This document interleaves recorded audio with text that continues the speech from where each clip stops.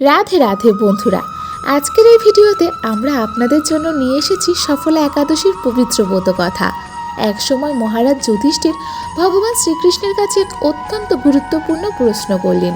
তিনি বলেন, হে জনার্দন, পৌষ মাসের কৃষ্ণপক্ষের কোন একাদশী আসে এবং কিভাবে এই একাদশী পালন করা উচিত? অনুগ্রহ করে আমাকে এই বিষয়ে বিস্তারিত বলুন। যুধিষ্ঠির মহারাজের কথা শুনে ভগবান কেশব বলেন, হে ধর্মরাজ, পৌষ মাসের কৃষ্ণপক্ষের একাদশীর নাম হলো সফলা একাদশী। এই একাদশীর দিনে ভক্তদের উচিত ভগবান নারায়ণের বিগ্রহের যথাযথ পূজা ও আরাধনা করা। এখন আমি তোমাকে সফলা একাদশীর এক পবিত্র পৌরাণিক কাহিনী শোনাচ্ছি, মনোযোগ দিয়ে শোনো। একসময় চম্পাবতী নামে এক অত্যন্ত সুন্দর নগরী ছিল। সেখানেই মাহিষ্মত নামে এক অত্যন্ত পরাক্রমশালী ও ধর্মপরায়ণ রাজা রাজত্ব করতেন। রাজা মাহিষ্মতের 4 পুত্র ছিল। তাদের মধ্যে জ্যেষ্ঠ পুত্রের নাম ছিল লুম্পক। লুম্পক সর্বদা পাপ কর্মে লিপ্ত থাকত। নারী, কুপ্রবৃত্তি, জুয়া খেলা, ব্রাহ্মণ ও শাস্ত্রের অপমান করা এবং বৈষ্ণবদের নিন্দা করা, এই সবই তার কাছে স্বাভাবিক বিষয় ছিল। তার এই পাপকর্মের প্রভাব ধীরে ধীরে পুরো রাজ্যের উপর পড়তে লাগলো। একদিন রাজা মাহিষ্মত আর সহ্য করতে না পেরে লুম্পককে রাজ্য থেকে বহিষ্কার করলেন। লুম্পক রাজ্যের বাইরে এক গভীর জঙ্গলে বাস করতে লাগলো, কিন্তু তার পাপাচার একটুও কমেনি। দিনের বেলায় সে জঙ্গলে পশু পাখি শিকার করে তাদের মাংস ভক্ষণ করত, আর রাতের অন্ধকারে নগরে ঢুকে চুরি ও লুটপাট চালাতো। অনেকবার লোকজন তাকে চুরি করতে গিয়ে ধরেও ফেলেছিল, তবুও তার পাপের শেষ হয়নি।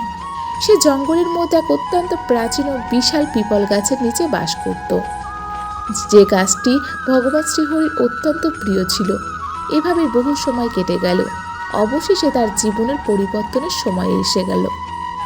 একদিন পৌষ মাসের প্রচণ্ড শীতে যথেষ্ট কাপড় না থাকার কারণে লুম্পক সারা রাত ঘুমোতে পারল না। পৌষ মাসের কৃষ্ণপক্ষের দশমী তিথির রাতে সে সারা রাত জেগে রইল। অতিরিক্ত শীতের কারণে তার শরীর অবশ হয়ে গেল এবং সে অচেতন অবস্থায় পড়ে গেল। পরদিন একাদশীর মধ্যাহ্নে সূর্যের উষ্ণতায় তার জ্ঞান ফিরল। সে কষ্টে উঠতে উঠতে খাবারের সন্ধানে বেরোলো, কিন্তু পশু শিকার করার মতো শক্তি তার ছিল না।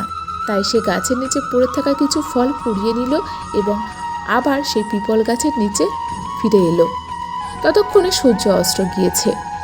এই অসহায় অবস্থায় পূর্বজন্মের সুকৃতির ফলে সে ভগবান নারায়ণকে স্মরণ করে বলল, হে প্রভু, আমার এই করুণ অবস্থা দেখুন। এই ফলগুলি আমি আপনাকেই অর্পণ করছি, আপনি এই ফল গ্রহণ করে তৃপ্ত হন। প্রচণ্ড শীতের কারণে সেদিন রাতেও সে সারা রাত জেগে রইল এবং ভগবানের স্মরণ করতে লাগলো।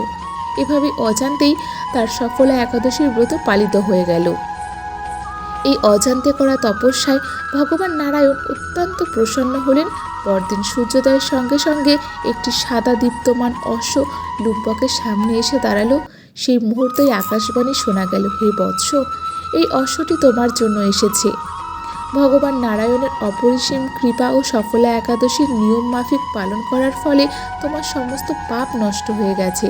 এখন তুমি এই অশ্বে আরোহণ করো, নিজের পিতার কাছে নিজের নগরে ফিরে যাও।